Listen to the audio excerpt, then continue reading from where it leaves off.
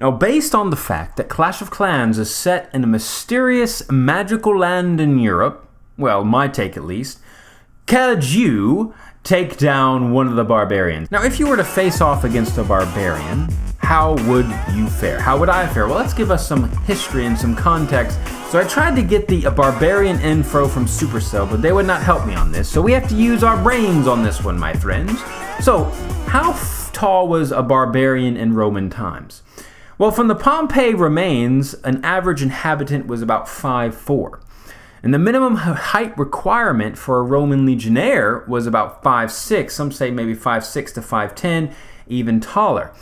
Even off of that, Nero himself, he was a Roman emperor. He formed a legion entirely of 6-footers.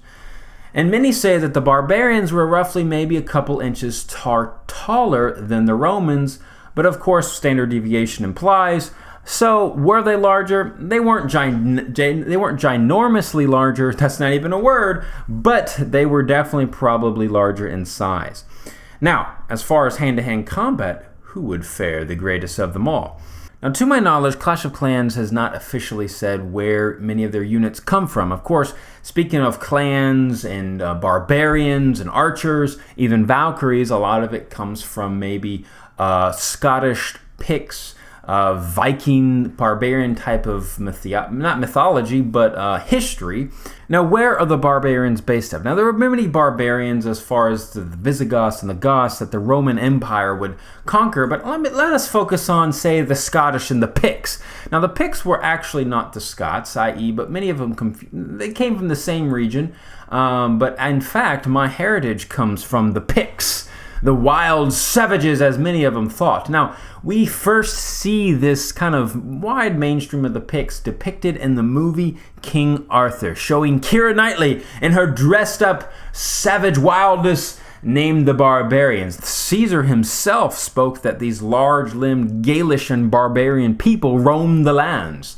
So what we have here is barbarians are probably taller than the Roman legionnaires, and they're large-limbed. They had rough environments. They would live in the rough. If you've ever been to Scotland, and I have, it's pretty rough up there, guys. It rains a lot, it's cold, and you kind of need some thick skin to handle that sort of environment. Now, before we get into the combat, where does the name Pict come from? Well, it comes from the Latin, which means to paint, pingere.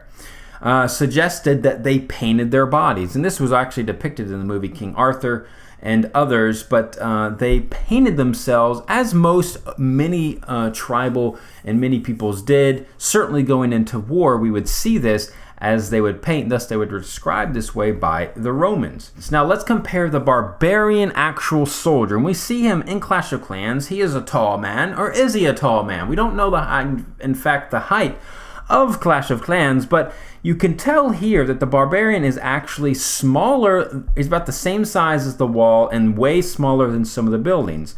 Now, of course, Clash of Clans does this because if this was depicted in real life, the walls would be too high and you couldn't see over them, and in fact, you need to see the defensive buildings in Clash of Clans to know what to take out other than the walls. And when you're talking about hand-to-hand combat, before we get to the humans, the average person, say, living wherever you are, let's feature them compared to maybe a Roman legionnaire, and then we'll get down to can you take down a barbarian hand-to-hand combat? Now, although the barbarian was powerful, the Romans pretty much destroyed them their entire existence until finally the mass horde overran the Romans.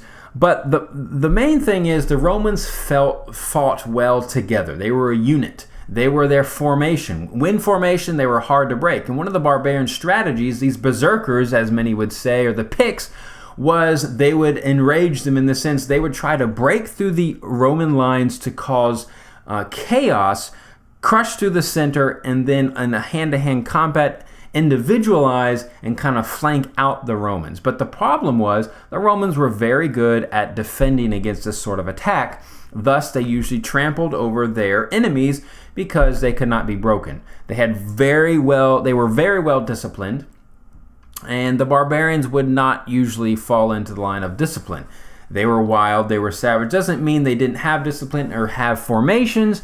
They fought a little different style. However, the world could not withstand the Roman powerhouse. They were conquering the world for a reason, and they conquered it in strength. So in a hand-to-hand combat, could a Roman soldier take down a barbarian? Well, I would say, it depends. I'd say the barbarian has passion, vigor, and savagery, and the Roman legionnaire has discipline and discipline. Although the Roman would be more disciplined, the barbarian would probably end up taking him down in single-hand combat, one-on-one. However, in large groups and formation, the Romans would destroy those who oppose them. So how does this bode for the common folk, for you, for I? When facing a barbarian in Clash of Clans, could we take him down with the same armor? You notice the barbarian doesn't have much armor. He's got a sword, he's got a little girder belt, a helmet, and could we take him down? Now, me having no combat experience, yes, I would be taller than a barbarian. If the average height was about 5'7", 5'8", I'm about 6 feet tall, so I've got him there on the height. But he's got me on the savagery, the passion, and the barbarianism, and the thick-skinnedness, because, guys, guess what? I grew up in electricity, air conditioning. He would grow up in the blistering cold, so I would fare pretty bad. So what about let's take maybe a soldier from the U.S. Marines. Let's try out the U.S. Marines or even the Navy SEALs. Could they take a hand-to-hand combat against a barbarian? Well, in swordplay, the barbarian would win because no Americans use swordplay anymore, so we have to give it up to them. But what about this fist on fist, action on action, power on power?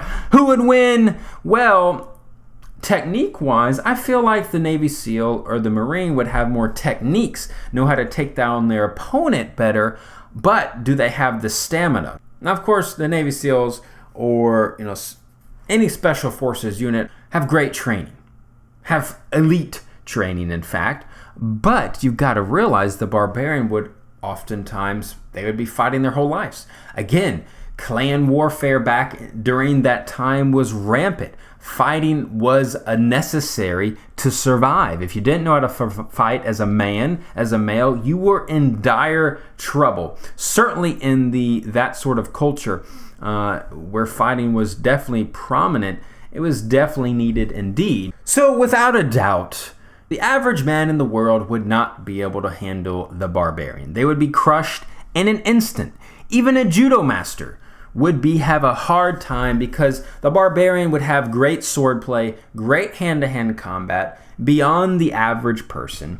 Now, if we're talking about elite troops in the world today, specifically say, because I'm in America, the Special Forces, could they do it? Well, I would find that they would have a much better chance in the hand-to-hand combat if you know moves, if you know tricks.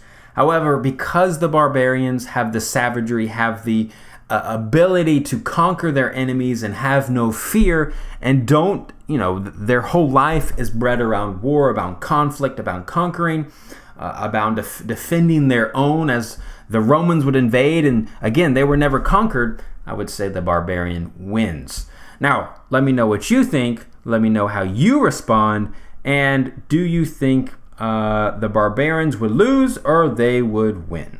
Now, the barbarians were fierce, yet farmers, but ready to defend their land, their families, to any that chose to come upon their land and destroy them. They were ready at a moment's notice.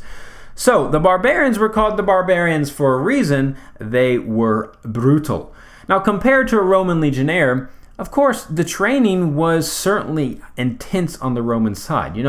Again, they were forced to march many, many miles in full gear. They would have to carry a sword, a shield, which were very big and heavy at the time, 2 javelins, a backpack, daggers, 14 days worth of supplies of food and water, cooking equipment, 2 stakes for constructing a camp, and a spade.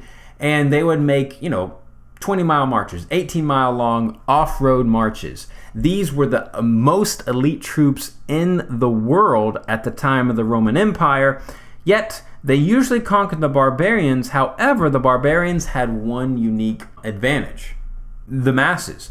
In the end, the barbarians overran the Romans because they could overwhelm them with numbers, push through their lines of defense, outflank them, outmaneuver them, out-guerrilla warfare them, and the Romans could not handle it. The Romans could never conquer the Picts. no matter how hard they tried, they did not succumb to the empire of the Romans. In fact, the Romans faced off in a great battle against the Picts and the Scottish people, led by Calchagis, and he was a man of valor and nobility. He summoned the masses of the people to defend their homeland against the Roman Empire, and he said this. The full quote's below, but he said this: "I have a sure confidence that this day and this union of yours will be the beginning of freedom to the whole